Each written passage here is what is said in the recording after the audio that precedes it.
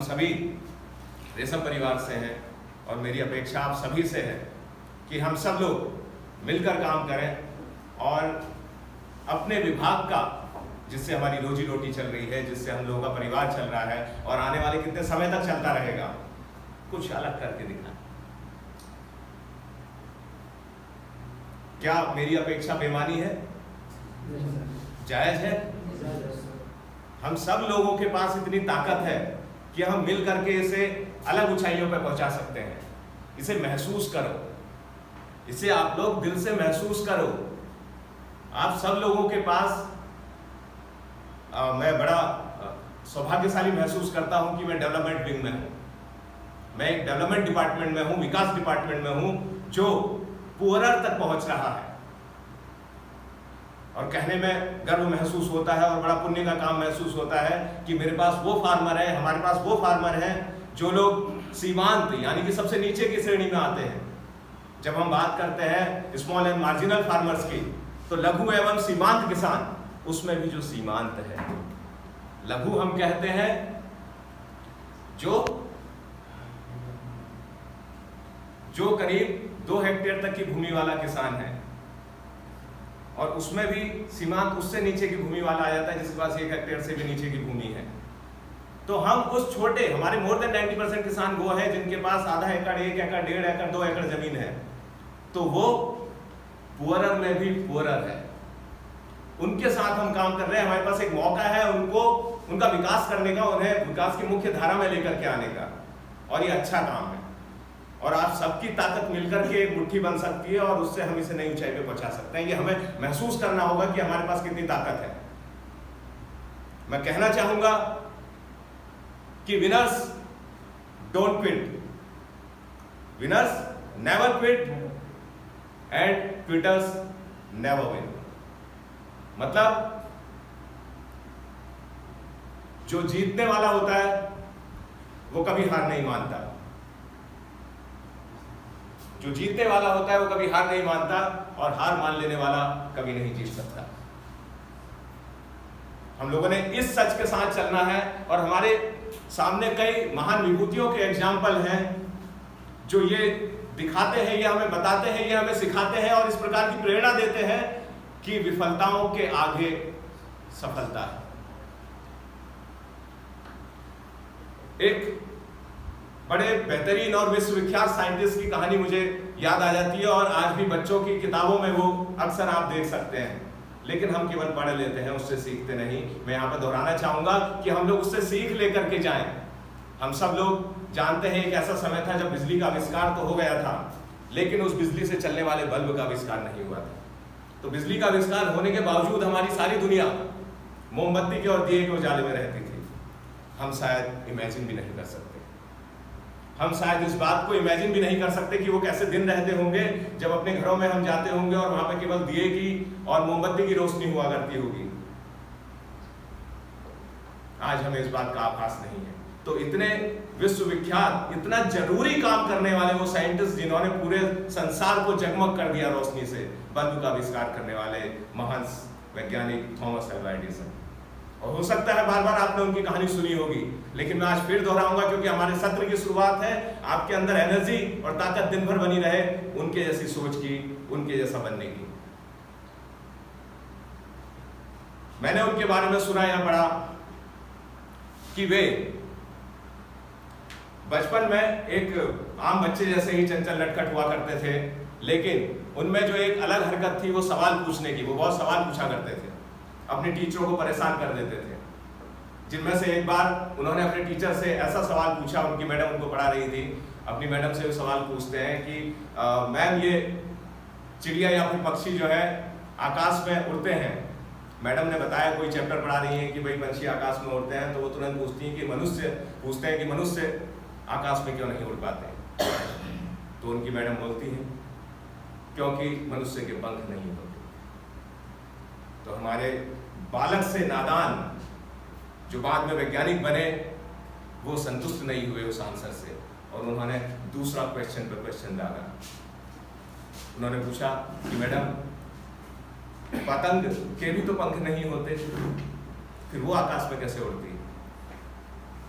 तो मैडम थोड़ा झुझला गई और इरिटेट हो गई, सामान्य सी बात है, उनके सवाल का आंसर नहीं दे पाई। तो ऐसे ही इरिटेट करने वाले सवाल पर सवाल वो जो है अपने टीचर से पूछा करते थे, और ऐसा दिन आया कि स्कूल ही उनका परेशान हो गया उनके क्वेश्चन से, और उन्हें स्कूल से बाहर निकाल दिया। तो ऐसी स्थिति में उनकी जो माँ थी वो अपनी माँ को गुरु मानते रहे। उनकी माँ ने घर पर ही स्कूल स्थापित किया। वो उससे कहने लगी कि तुम घर पर बेहतर पढ़ पाओगे, मैं तुम्हें घर पर पढ़ाऊंगी।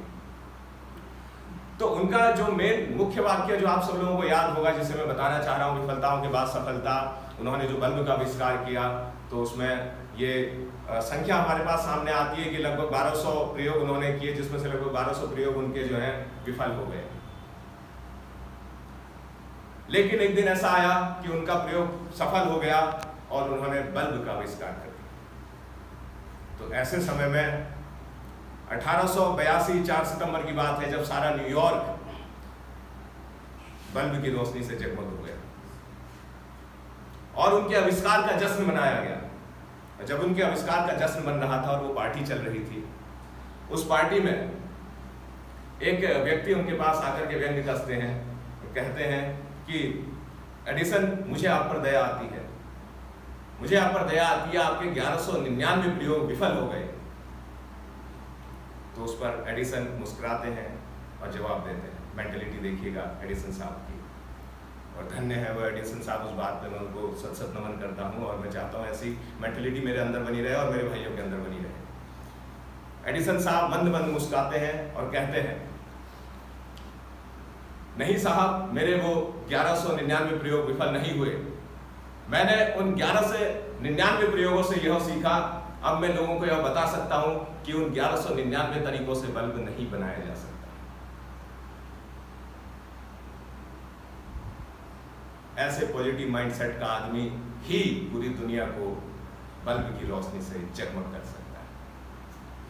और यही सोच मैं हम सभी के बीच में डालना चाहता हूं कि हम लोग विफलताओं से सफलता की ओर भागें, विफलताओं से कुछ सीखें, आगे निकल के जाएं। आज हम फोर्ड कंपनी की बात करते हैं, और शुरुआत में फोर्ड के जो मालिक हुआ करते थे वो करीब ऐसे 5 वेंचर में फेल हो गए, कर्ज में डूब गए, लेकिन उन्होंने हार नहीं मानी।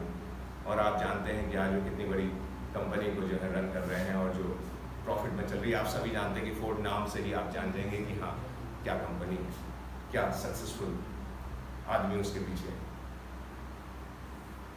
हमें ऐसा लगता है हमेशा कि हम एक छोटी सी जगह पे, हम बहुत छोटे हैं, ऐसा कुछ नहीं है।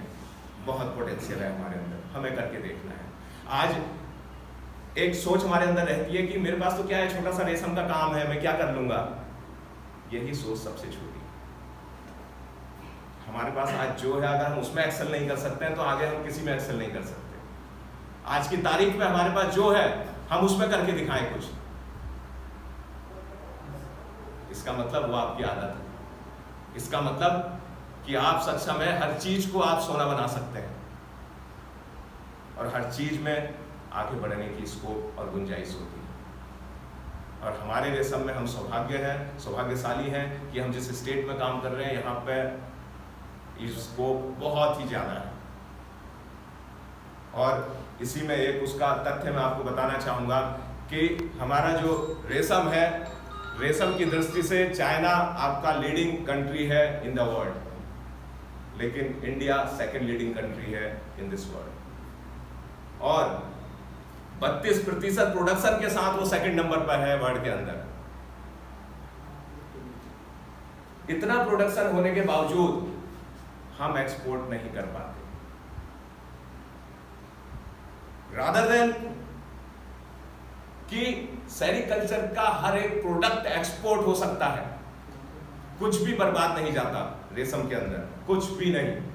हर कोई चीज बिक सकती है उसकी, हर कोई चीज एक्सपोर्ट हो सकती है, फिर भी हम उसका एक्सपोर्ट नहीं कर पाते। क्योंकि दूसरा तथ्य, इंडिया सबसे ज्यादा खपतकर्ता भी है रेशम का, और खपत के लिए भी हमें आयात करना पड़ता है। तो आप सोच सकते हैं कि कितना स्कोप है हमारा ऊपर बढ़ने का। और हो सकता है आप लोग ये सोच रहे हो कि यार मैं रेशम जैसे छोटे से विभाग में हूँ, मुझे तो गरीबों के बीच में काम करना है, छोटे छोटे से किसान है मेरे, मैं क्या कर लूंगा, मेरी जिंदगी क्या है। जब संघर्ष, चुनौतियां ज्यादा है, तभी सफलता के असल मायने हैं। और ये हम सब मिलके ही कर पाएंगे। मैं चाह के अकेला नहीं कर पाऊंगा, मुझे आप सबकी जरूरत होगी। हो सकता है आप सबको आज के दिन ऐसा लग रहा हो कि मुझे पिथौरागढ़ के मुहानी से आना है, बहुत कोने से मुझे यहाँ पर आना है। एक को लग रहा होगा कि बागेश्वर से आना है, एक को अल्मोड़ा के कोने से आना है, मैं इतनी दूर आ रहा हूँ। लेकिन आप जिस चीज के लिए आए हैं वो ज्ञान है, और ज्ञान से बड़ी ताकत इस दुनिया में कोई नहीं।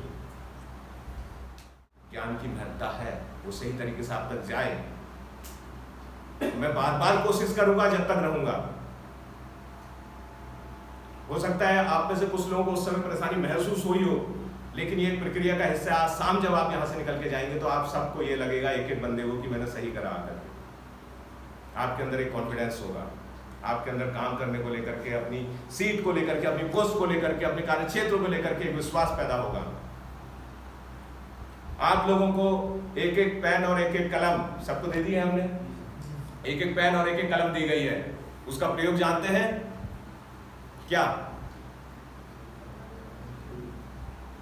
जितनी भी चीजें बताई जाएंगी उसे नोट डाउन करना।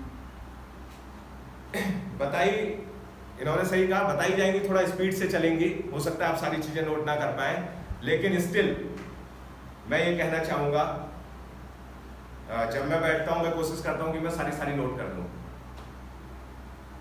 क्यों कर दूं? क्योंकि इतनी टेक्निकल चीजें बताई जाएंगी, वो बताने वाले को खुद भी नहीं याद होंगी।